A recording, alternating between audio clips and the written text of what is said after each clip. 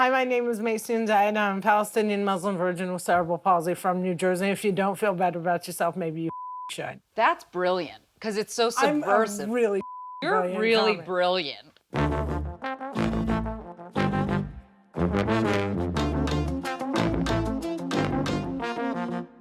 I am here at the home of actor, writer, producer, comedian, and tap dancer, Maysoon Zayed, and also her cat Beyonce, who has picked the perfect spot on the couch to join us. You might know Maysoon for her TED Talk, I've Got 99 Problems, Palsy's Just One, or from her digital video series, Advice You Don't Want to Hear, or from the New York Arab American Comedy Festival. There are 1,000 things you could know Maysoon from. Or you may have heard all the buzz about her upcoming TNT series, Sanctuary. You might not know her from the back of her head as a diner in As the World Turns. Also, look at what Beyonce's doing. She's making come the background on. dance. She's like, oh yeah, Hello, you think you got a Liz. show? Thank you for coming to Beyonce's lair.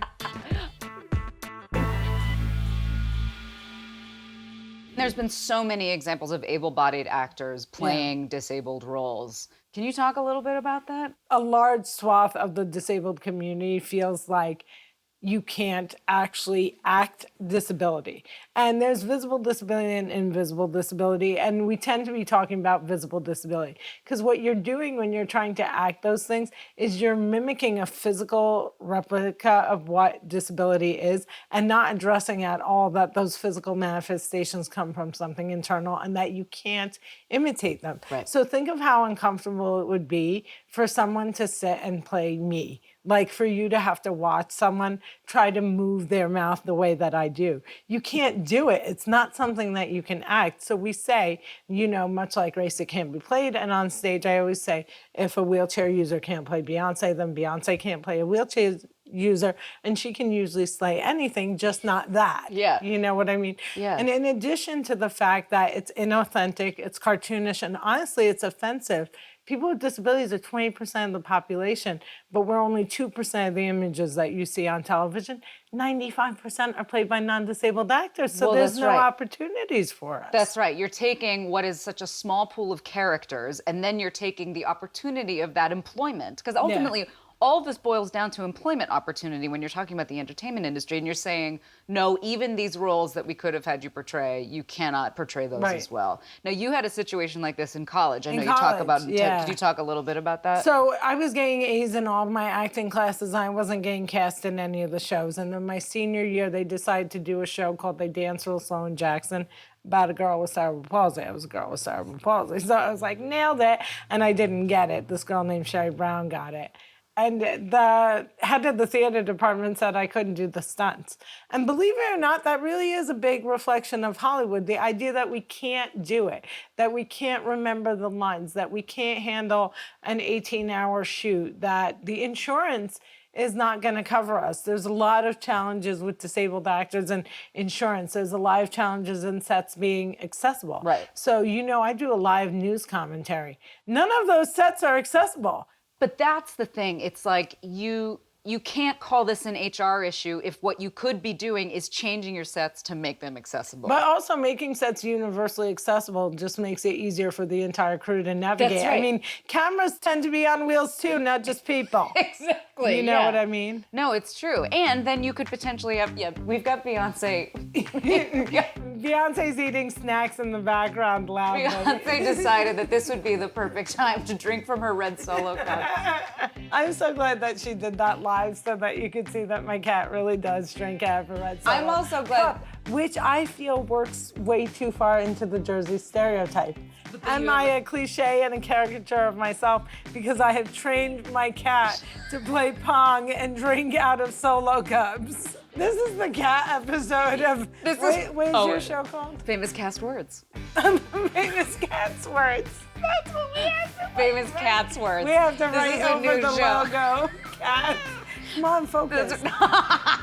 So, Maysoon, you are self-described on your TED Talk specifically as Palestinian, Muslim, female, disabled, and most challenging, a resident of From New Jersey. Jersey, Yes. yeah. So we're gonna take a look at some phrases and words that pop up in casting notices for characters with these various demographics. Okay. Are you ready? I am. For a variety of disabled characters, there seems to be a recurring theme of confused parallelism. Even though she is deaf, she lives a fulfilling life. That's right. All right. As well as a strange belief that one's mobility might affect one's brain. We'll be wheelchair dependent, but amazingly sentient. Amazingly sentient. Your competition will encompass a wide swath of humanity. Seeking special needs actors and also skilled actors who can or have played this type of role before. I don't know why you would have stopped. I don't know what possibly could have pissed you off about What could have shocked me? Because your lived experience is really just an able-bodied talent waiting to be developed. Actor must be able to portray the symptoms of cerebral palsy. Must also know how to Google symptoms of cerebral palsy. As a Palestinian, there are a few recurring words I found with which you should become Rocks. acquainted. Tell me it says rocks. Oh, there's no rocks. Terrorist, militant, hijab. Rocks? What do you mean throwing rocks? Yeah. If you do Palestinian, usually rocks is in the top 3. Oh my God. As a woman, though, there's really just one word you need to know. Boobs. Yes, I got it. It's boobs. And lastly, as a resident of New Jersey, your character type is cut and dry. Real Housewives. And this genuinely did come up in a bunch of breakdowns I saw.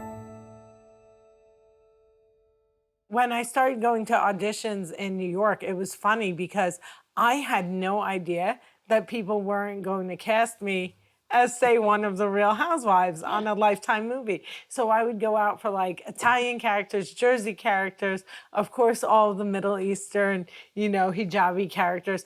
And I never realized the fact that I was disabled was going to disqualify me until I started auditioning. So I would go into auditions and sometimes I would walk in and they'd just go, no, no, no, no. And they wouldn't even let me read.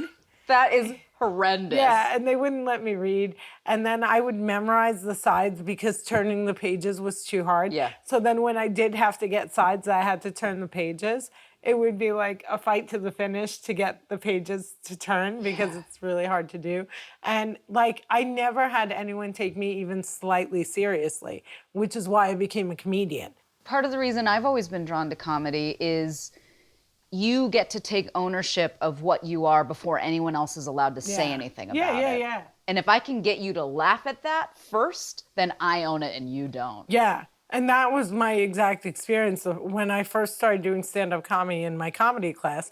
The teacher, he was such a great guy named Mike Irwin, rest his soul. He's gone now. But he was an amazing teacher, and he made us do 5 minutes of comedy every class. And the first time I went up, I was inspired by Andrew Dice Clay and Eddie Murphy. So it was basically just slurs and misogyny in a box. And it was really funny, and I got good laughs. And when I was done, Mike looked at me and he goes, "What is happening?" And I was like, "Oh, I have cerebral palsy." And he said, "You're going to have to talk about it because if you don't, the audience is going to think you're either drunk or nervous. And neither of those things are funny." And I was like, "But I don't want to talk about being disabled." So what I did was, the next class when I introduced myself, I said, "Hi, my name is Maysoon Zayed. I'm a Palestinian Muslim virgin with cerebral palsy from New Jersey. If you don't feel better about yourself, maybe you should."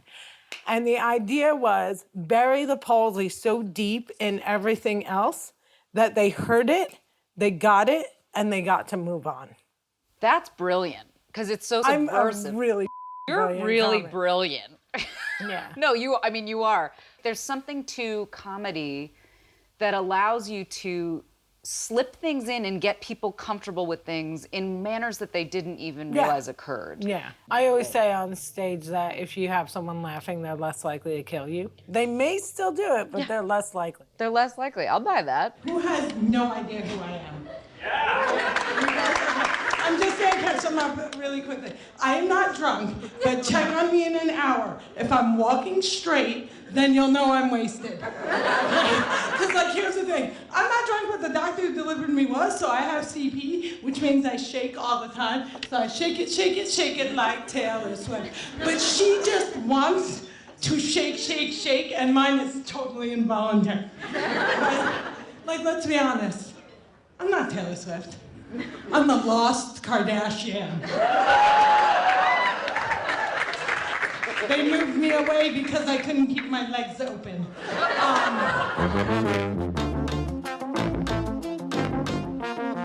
So you had a situation where you had one pilot, you had gone through a process with a producer, and they insisted you work with another writer who was just sort of a white, able-bodied, inexperienced in terms of anything that you're dealing with writer. Yeah. Can you talk a little bit about that? What happened was when they put me with the head writer, I was really excited to be collaborating, and I was very, very excited that I was writing with another woman. Unfortunately, she decided that she wanted to write the show without me. So the production company cut me out of the process, and now suddenly my semi-biographical comedy series was being written by a non-disabled, non-Muslim woman who hadn't spent 17 years on the comedy stage. Like, I've been a stand-up comic for 17 years. I learned how to write about disability, how to write about religion, how to write about, so many things that are really difficult to tackle and get very uncomfortable very quickly if done incorrectly. Yeah. And I was completely silenced. And so when we finally got to the stage where the network decided whether or not to shoot the show, they passed because it was not funny or good. Surprise. It took 7 years for the series I developed to finally be sold and picked up.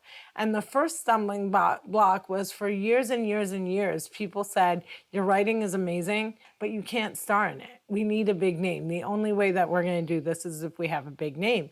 And, they would suggest people like Selma Hayek and Penelope Cruz. And I'd say, if I can hold their head underwater for 3 minutes, and they can become palsy, then they can play this part. Great. But otherwise, you need someone who's disabled. And newsflash, I'm the most famous, palsy person in the game right now. So you're not going to find a woman that's going to be able to play not just palsy, but an ethnic role. Like, you need a brown disabled woman. It's me. Yeah. Like, that's who it is right now. Yeah. And so that was the first stumbling block. I swear to God, the story I'm about to tell you is true. One producer suggested that my love interest heal me. And I said, well, I think the CGI is going to be really expensive because it can't be healed. And also, how do you keep going with the series? Permanent disability, But God, I mean, that is like, that just has paternalism written all over it. And she was like a legend in Hollywood. And I had to look at her lovingly and be like, so I can't be healed and I'm playing the role. And she was like, yeah, I don't think this is a good fit. You know what I mean? And she was gone. I always say disability, you only get to tell 3 stories. Either you can't love me because I'm disabled, heal me, or kill me. That's it. So when you come in and you're like, she's super successful and her dating life is good. And the problem is that her parents are conservative Muslims who don't let her date, and she's 35 years old and has to sneak around and pretend she's not on Facebook. You know what I mean? It's just something different. And they're like, but when does she cry about being frustrated from being disabled? Yeah. She has vulnerability. It's simply not tied to her disability. Yeah. She has vulnerability, and it's not because she's an oppressed Muslim woman. So even though she comes from a conservative family, it's not the images that you see on TV of these women with no voices and no independence. It's more like, just like everyone else, she doesn't want to disappoint her parents. Yeah. Not just like everyone else, she's going to get honor killed. By the way, there's no killing that's honorable. So she's not going to get murdered by her parents. She just doesn't want her mom to be sad, you know? I think the simplicity of that is so important, is seeing people just as humans and how we're all just humans, and it's still really hard. I am so excited about all the content you are making and all of your stand-up and everything that you're doing. I want a Netflix special. I want you to have a Netflix special, but too. I'll do it for Showtime. What if we do one together? We're both women, we're both very funny. Okay, I'll both give very you the funny. intelligent. Well, I have black hair. You have brown masquerading as blonde. I have cinnamon skin. You are white as the day is long. See-through, how dare you? I've got olive undertones. Every makeup artist I've ever worked with is... I love you. You can say I love you, too. That's my worst nightmare. I'll say I love you to someone and they just stare at me. I can't believe you just said you can say I love you too. It's like Jeb Bush telling people to clap for him. Thank you so much for being here today. This was so much fun. Thank you for coming to Jersey, and thank you for allowing Beyonce to be on set. She is the most important part She's of our joined the show. crew now. Thank you for watching. Take care of each other and be professional. And be professional after what I did.